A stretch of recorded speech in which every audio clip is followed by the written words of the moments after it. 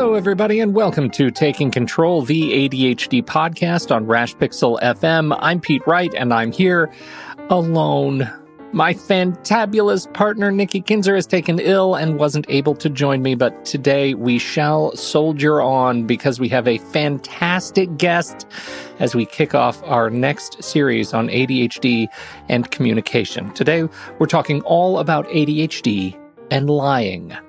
Before we do that, head over to TakeControlADHD.com. You can get to know us a little bit better. You can listen to the show right there on the website or subscribe to our mailing list, and we'll send you an email each time a new episode is released. Connect with us on Twitter or Facebook at TakeControlADHD. And if this show has ever touched you or helped you make a change in your life for the better, if you've ever found that you understand your relationship with ADHD in a new way, we invite you to consider supporting the show and joining our vibrant ADHD community directly through Patreon at patreon.com/theadhdpodcast. What's Patreon? Great question. It's listener-supported podcasting. For a few dollars a month, you can help guarantee that we continue to grow this show, to add new features, invite more guests, and invest more heavily in our community. To those who have joined already, we thank you. To those yet to join, the door is always open. Visit patreon.com/theadhdpodcast to learn more. Hey, everybody, this is Pete from the future, and I know it's weird because I said Nikki wasn't here, but in the time that we recorded this, she went and got healthy. Weird. And we have this awesome announcement, and time is ticking. And so because time is not on our sides, we had to jump back in and talk to you about spring group coaching. Hi, Nikki. Hello, surprise. I'm here. Surprise. Surprise. Yes. So group coaching is coming up in spring, and this is a wonderful opportunity to spend some time with a group of ADHDers who get you, understand you, and will support you.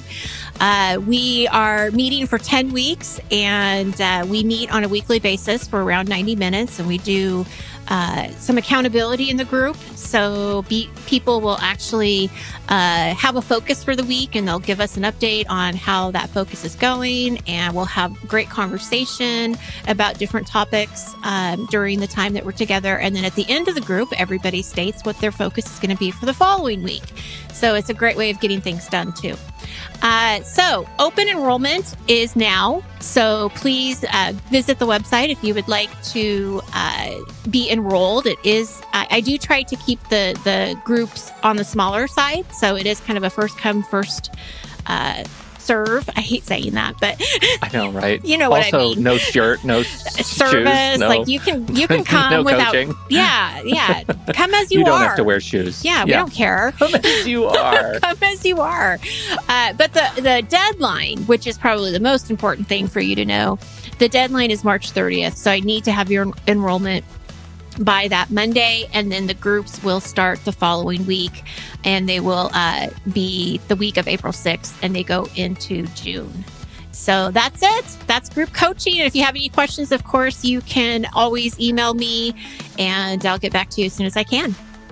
Absolutely. Check out the website, everybody. And now back to the show. We are starting a new series today. We're starting a series around communication and ADHD.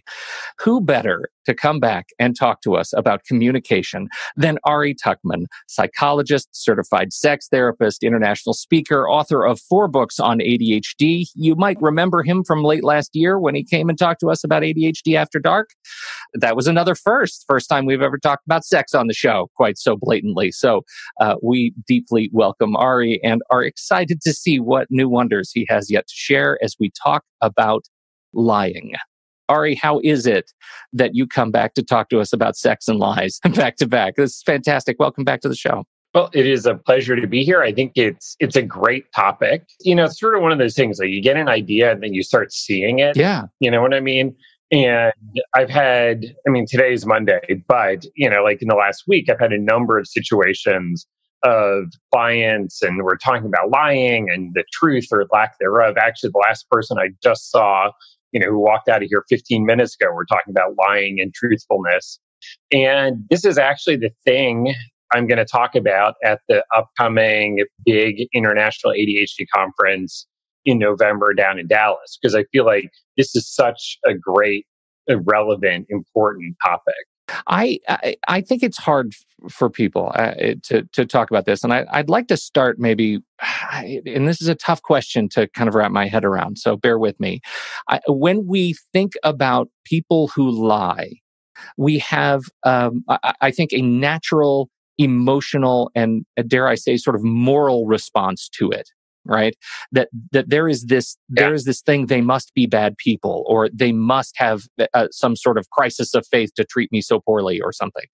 And here we're talking about a landscape of fear and judgment and these sort of lie-inducing situations when you're living with ADHD that almost makes lying not a moral landscape, but a sort of I don't know. Practical is not the right word, but systemic. It's almost systemic in living with ADHD that you've come across this pattern.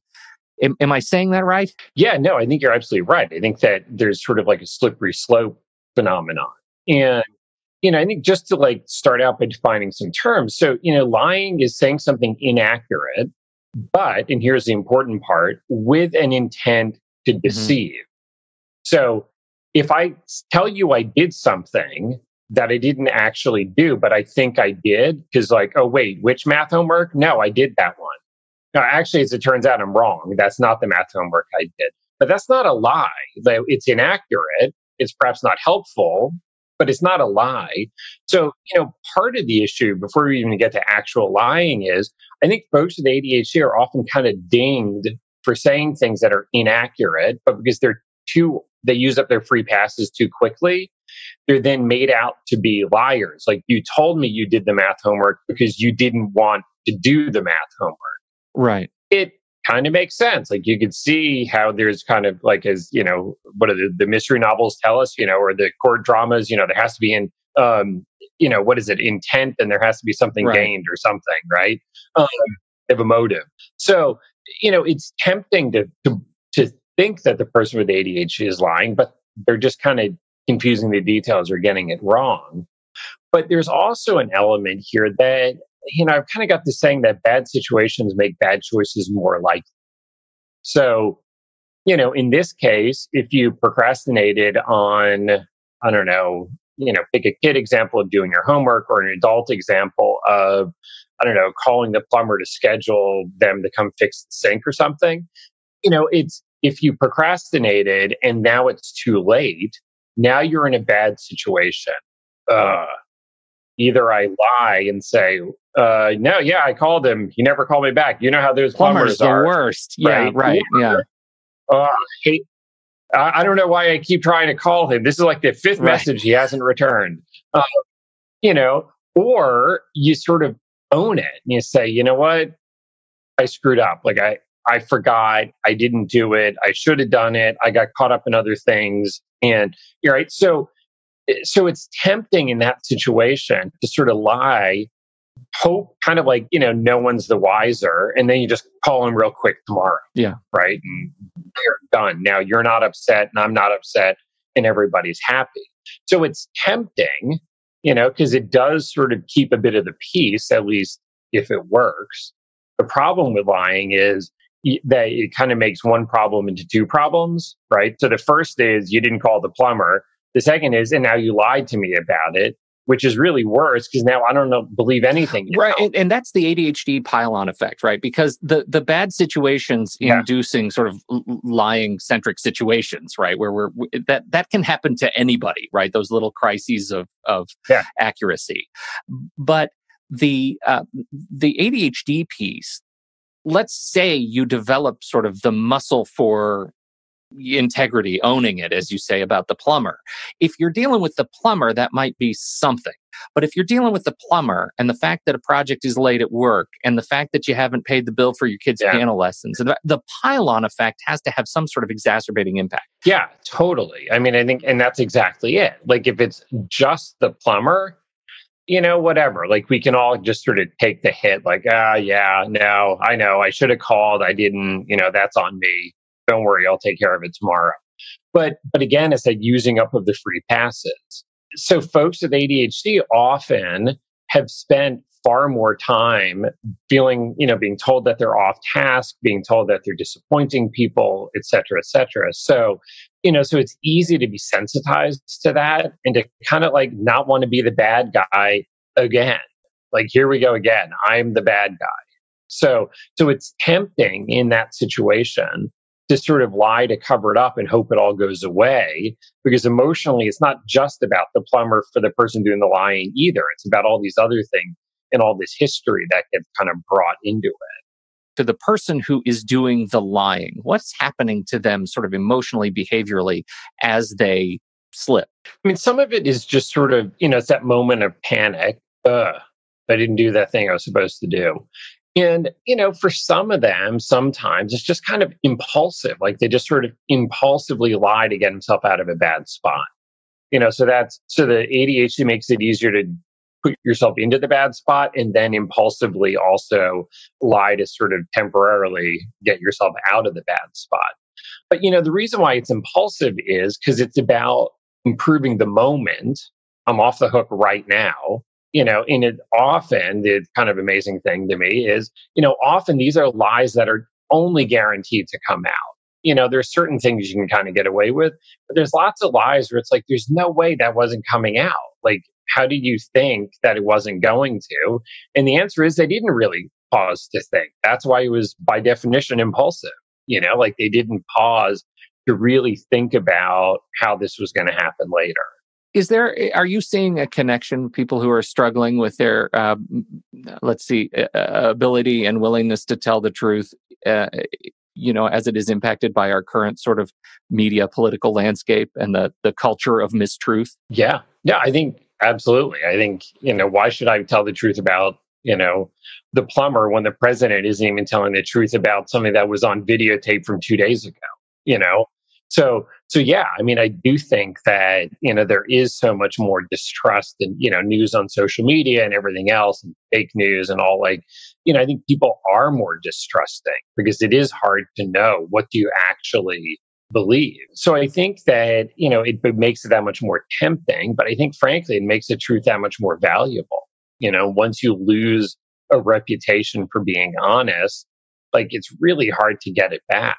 Yeah, I mean, I absolutely agree with that, and I guess my fear is that the sort of ADHD-ness of finding integrity is easily impacted when culture around you is being so impacted, and that the value of sort of living in fact and truth is going down.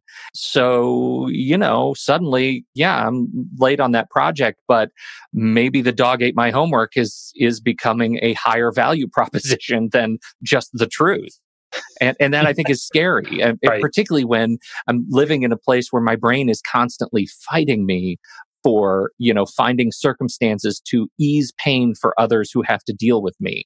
Right. And that's really what it is. Like, it's not so much like I'm just a liar. It's that there is another reason. There's another layer on this cake that says maybe I'm trying to soften the blow for my tardiness or for my lack of paying the bill or for whatever the case. I'm trying to make the world a better place. And that's painful when it comes into conflict with our ideological worldview about truth. Yeah. And, like, how do I want to see myself? Yeah. Even if you don't catch me in the lie, how do I feel about it, having done it? And, there's also that whole thing, like, to remember the truth only requires you to remember one thing, but to remember a lie requires you to remember two things. First, the actual truth, and then the thing that you said, and maybe also who you said it to. So maybe that's three things, actually. So it does become more and more complicated. Like, it's easy to dig ourselves in deeper and deeper. And, it just, I don't know, like it makes a hard situation harder, I think. In this, we're talking a lot about the person who's doing the lying. But the thing is, lies are a social thing in the sense that they happen between two people. So there's a person who does the lying and there's a person who's being lied to. And potentially both have their part to play in the sense that if I tell you the truth and say, so So I didn't call the plumber today. And you then freak out and start yelling at me, and you get angry and you start criticizing me. Here we go again. I can't count on you for anything. Or conversely, instead of like launching into anger, you launch into anxiety of like, what are we going to do? We're not going to get a plumber. And then it's going to keep dripping. And then if it drips, it's going to rot out the basin. And if it rots the basin, I don't understand. I can't keep up. I don't know what to do with all this. Right now, you're having a panic attack. Okay, because the good news is you're not ripping me, but the bad news is you're still creating a bad situation for me to deal with. So, there is a thing of kind of lie inviting behavior, and I'm stealing that term from Ellen Bader and Pete Pearson, who wrote a book called Tell Me No Lies. And, but it's this thing where like if someone overreacts, then it's kind of like the saying I have is you can't punish honesty and demand the truth. That is what incites us to create a better place, to attempt to create a better place for the person, because we know now that they're going to have trouble no matter what. Maybe they'll go into rage, maybe they'll go into defense, maybe they'll go into panic. But if I have the only lever I can control is adjusting the facts, suddenly my behavior starts to sway. Yeah, exactly. And if it feels that way, that the only lever you got is to change the facts, because you can't go back in time and make it have happened, then it does really, it's like you're stuck between two bad options. And, I think it's important to consider the fact that there may be a third option that is harder in the moment, but probably better in the long run. So, for example, if the issue is, we really should call the plumber. Like, seriously, we should. But let's also be clear, our house is not going to flood, be destroyed in a flood if we don't. If it takes another week, like it's annoying, but it's like nobody's dying from it. It may be that the third option, the better path through this is for me to just own it and say like, you know what? I didn't call the plumber. I understand I should have. Okay, yeah, it's a pain. Like, I will grant you that. Like, it sucks that we can't use the kitchen faucet, but it's not the end of the world. Like, we'll survive this. I will make a note now and I will call them tomorrow.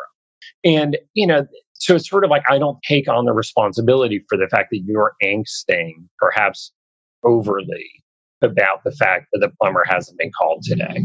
Right. So it's sort of like, it's my job to act with integrity, to be honest, to be a considerate partner to you if, let's say, we're a couple. But it's not my job to be responsible for your every doubt and fear and worry and, to make sure that you feel totally okay in the world. At a certain point, it becomes your job to manage that. Which is something, right? We encourage that all the time, right? You got to live in your own stuff, right? You've got to take ownership of your own stuff. And that I think that's a great model for the sort of interpersonal aspect, right? That dynamic of the one-on-one relationship. But navigating it, I'm sort of putting myself in the head of some of our community members, navigating this whole landscape when you're at work, right? When you work on a project team and you have 10 or 15 people maybe involved in a nest of creating something for the world. And you have an experience where either you have misstated the truth, you have lied, or you have seen somebody else in a lie, that can be then how much more damaging to the team. Well, and I think that if we rewind the tape on this, sometimes the way to not put yourself into that bad situation that, makes bad behavior seem tempting is to address things right up front, to say, you know what, I don't think I'm going to hit that Wednesday deadline. Like, I'm looking at what needs to be done. I'm looking at what else I need to do. Here's it. Like, I can't guarantee you it's going to be done by Wednesday. And it's much better for me to tell you that on Monday than it is for me to tell you that on the end of Wednesday or Thursday morning, So, or as you sometimes say, it's always better to disappoint earlier than later, because the earlier you disappoint someone, the more options they probably have, So I think it's easy for our folks, well, for any of us, but especially for our folks with ADHD, to sort of overcommit. And sometimes that's because they don't pause to think about, like, I mean, in theory, I could get it done by Wednesday, but let me think, oh, no, wait a second. I got a dentist appointment Tuesday morning, and I got that other thing, and I promised, Jenny, I'd get, that's not going to be done by Wednesday. Like they don't pause to really kind of think it all through and make an informed, statement about it. Or there's just this thing of like, I don't feel like I can say no. Like I gotta say yes. And some of that is making up for past misdeeds, but it just kicks the can down the road and makes it into tomorrow's problem. We talk about that all the time from the other side, right? Like when you're the dangers of overcommitting, and the line we try to habituate is, let me get back to you on that after I check my calendar, right? It doesn't matter if you know the answer right away, just find an excuse to not answer now. And I think, from my perspective, that has been enormously powerful for me and my ADHD, which is just default to no/maybe and not to yes. And it's a muscle that takes a lot of time because you're disappointing people. You're disappointing them. But right.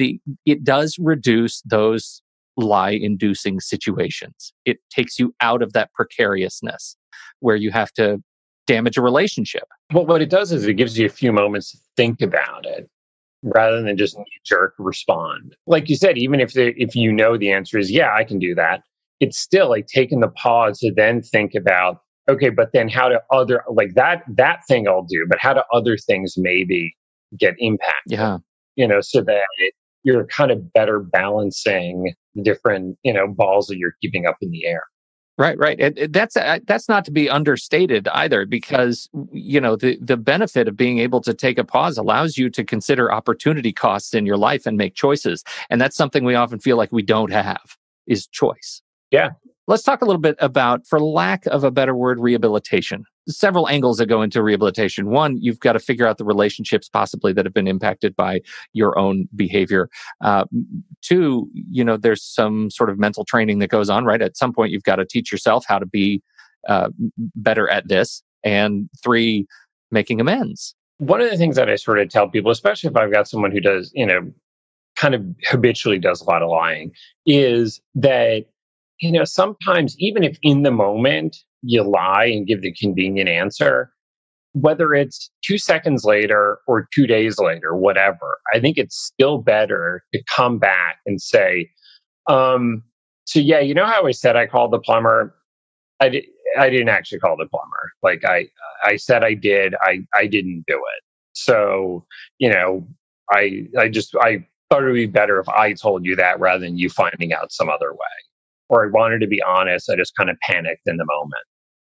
And, I think that I'm not saying you get full credit for that answer, but you definitely get some pretty solid partial credit. And, from the receiving partner's side of that, again, you can't punish honesty and expect the truth. So, so for them to kind of get on a high horse or start guilting or get angry or whatever, like it's not, you're discouraging the behavior you say that you want.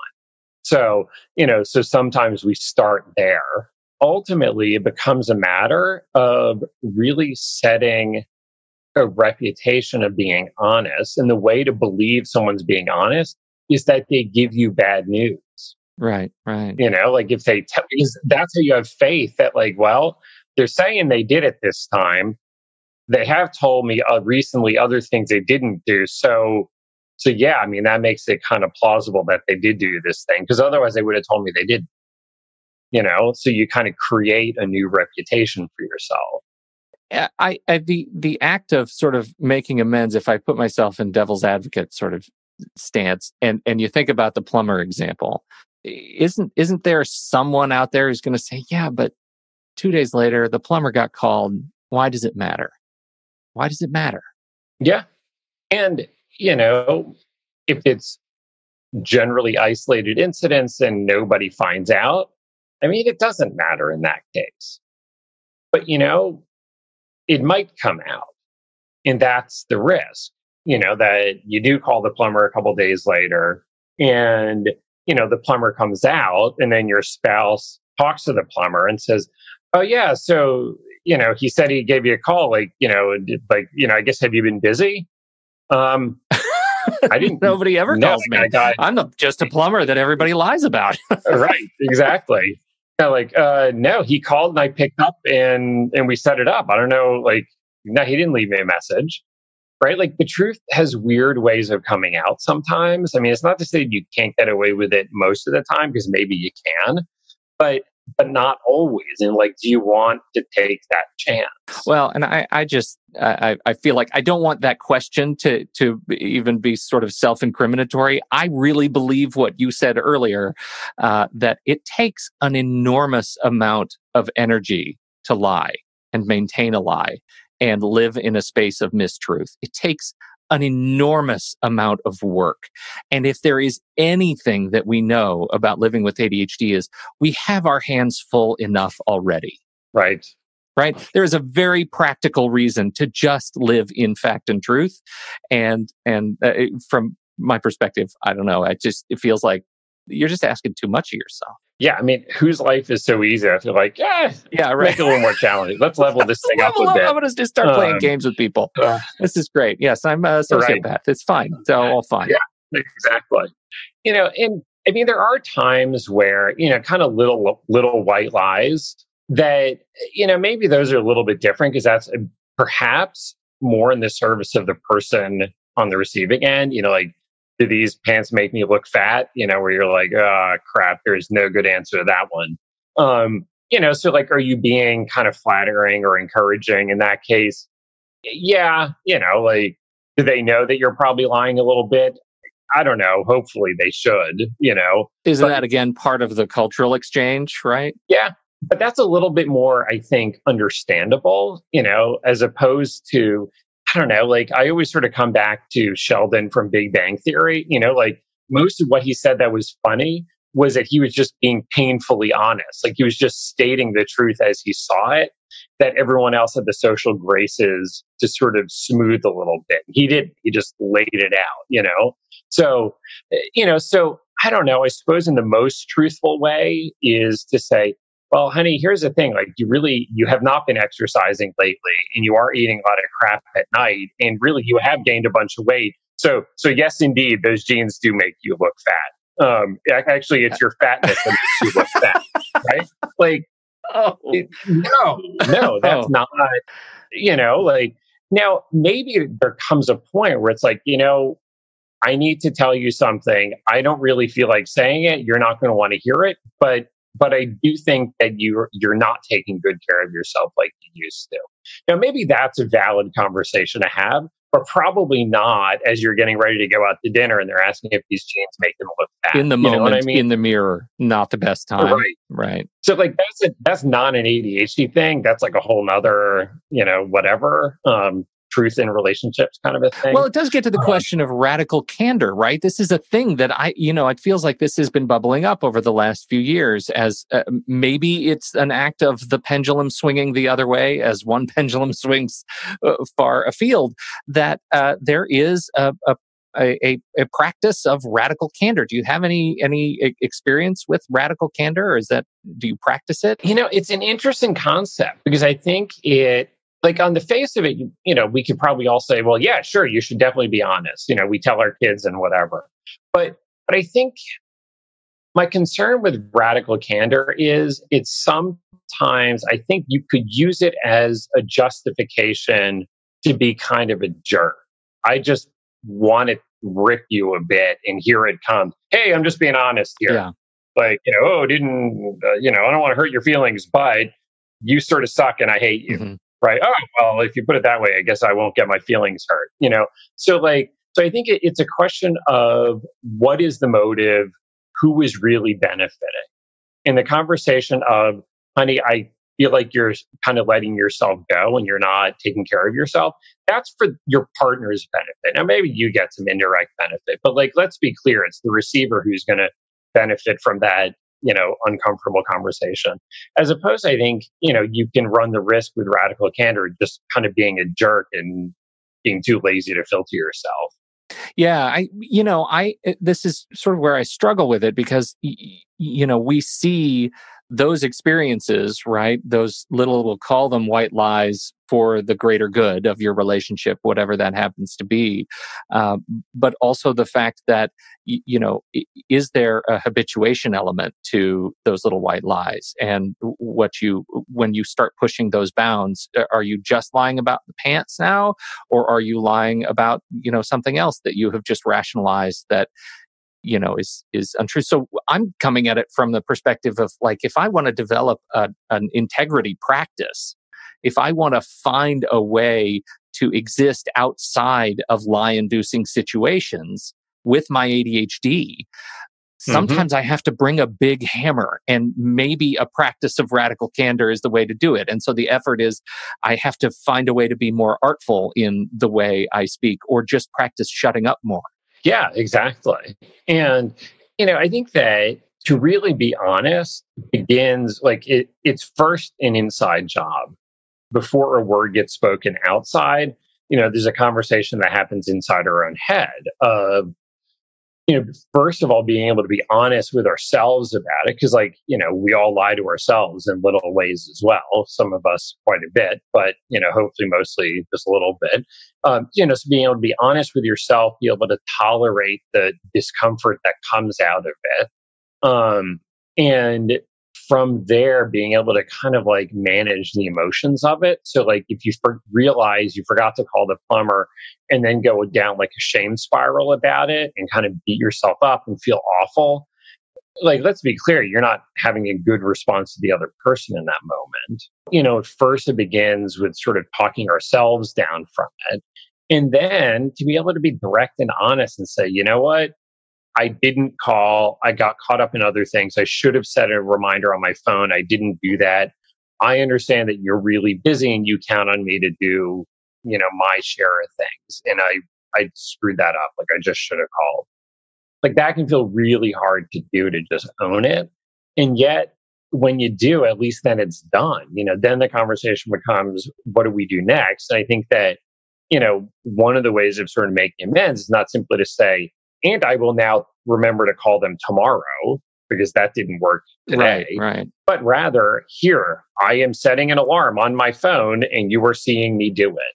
Or I'm calling my work voicemail and I'm leaving myself a message at work, which I will get tomorrow at work during business hours. And from there, I will, make that phone call. So you're doing something that increases the odds that it's going to work out, which makes you then more believable. Can you talk a little bit or reflect a little bit on the fight or flight mechanism and how that experience can exacerbate your intensity or your instinct to lie? Yeah. I mean, and that's that whole sort of integrity thing of if you find yourself, in that risky situation, if you panic, if you get emotionally flooded, you're not pausing to evaluate your options, biting the bullet and being honest. Those are the places where, it's really tempting to just kind of knee-jerk lie or to get angry. Of course I called the plumber. I can't believe you're always doubting me, blah, blah, blah, kind of going on that. Or, kind of playing more the victim of, you always doubt me. I can't really feel like a man in this relationship if you're always undercutting me, especially in front of the kids. Let's bring them into it, because that's always helpful to messy up a situation. And then it becomes this giant mess as opposed to just kind of dealing with it as it is. At some point, we've talked about the lie-inducing behavior. How would you recommend they approach building trust again? Someone who has been lied to, what is trust-inducing behavior in that experience? So I think that, I think it's helpful for the two people. Let's, if we assume that these are, romantic partners, not casual coworkers or something. Let's talk about why honesty is important. If I'm the one being lied to, let's talk about what can I do to be a more approachable audience? Why do I feel like I need the truth from you? Why is it important to me? What does it do for me? And conversely, when I feel like you're not trustworthy, how does that impact how I respond to this? How does that impact other things in our relationship? So it may be that this conversation about trust kind of goes a bit further afield into other topics, which is, are all connected. I think for the person who with ADHD who's been doing the lying, maybe it reflects the fact that they need to sort of reset some expectations to say, like, you know what? I can't promise you those things. Like, it doesn't work out. Like, it stresses me out when I don't do it. And then it freaks you out when I don't do it. Maybe we need to reassess how we're doing some things around here. Or maybe it's the thing of like, you send me a quick text tomorrow afternoon, like just check in, make sure I called. Like when it's still business hours and I can still make the call. Don't wait till I get home at dinner and then we're talking about it. So like the non-ADHD partner has to put in a little bit more effort to remember and send a text, but it's less effort than the actual calling. And if a quick friendly reminder does the job, then maybe everybody's happy, right? So maybe that's the solution there. Right. There is sort of a balance in relationships, and we'll speak in terms of sort of couples, but this works at work as well in many relationships, right? The idea that there's somebody who generally is going to do the dishes and somebody who's going to do the laundry, right? There's a division of labor, and maybe that extends to the partnership around calling the plumber. I need an accountability person to help me. We talked so much about the sort of cloud of the experience of the lie that you're absolutely right. We haven't talked about the accommodations that may need to be in place to remove lie-inducing situations from the scenario. Yeah, and that's some of this, it may be that one of the setups for the lie is, I don't want to give you a reminder. Like, you need to just remember it. I don't want to give the reminder. And on the one hand, I don't know, like that might be a valid position given the balance of, responsibilities or whatever. Maybe it is. On the other hand, if it's easy enough, then maybe you yourself are better served by just giving the reminder. Like maybe you get more what you want if you give a quick reminder, So it's all about striking a better balance of effort within the relationship. It's not about the non-ADHD partner has yet one more thing to do, because like that ain't going to work. But finding the balance, the reminder is given nicely, the reminder is taken nicely. You recommended already, I think, as an aside, Tell Me No Lies as a resource that you have been looking at. Any other books or resources that you recommend people check out if they want to learn more?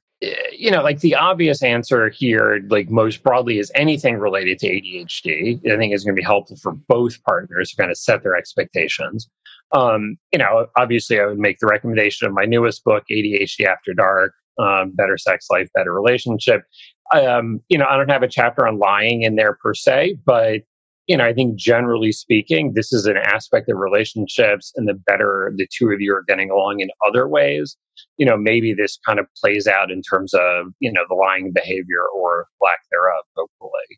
All right. We will put those links in the show notes as always. Where else would you like people to find out more about you, Ari? Best place is adultadhdbook.com. And I've got information on my books and my podcast, but also I've got a bunch of recordings of, podcast interviews and webinars and other presentations and whatnot. So lots of good resources there. Link in the show notes for that too. I'll tell you what, Ari, it's always a pleasure to talk to you. And this is I know it's a conversation that stresses people out, with ADHD, people who've experienced it, who are experiencing it, who have a hard time with it. So I really hope that our conversation has at least helped to ground some of the high emotion that comes with this territory. Thank you for this today, Ari. Appreciate it. Yes, indeed. Thank you all so much for joining us today. On behalf of Ari Tuckman and our poor ailing Nikki Kinzer, I'm Pete Wright, and we'll catch you next week right here on Taking Control, the ADHD podcast.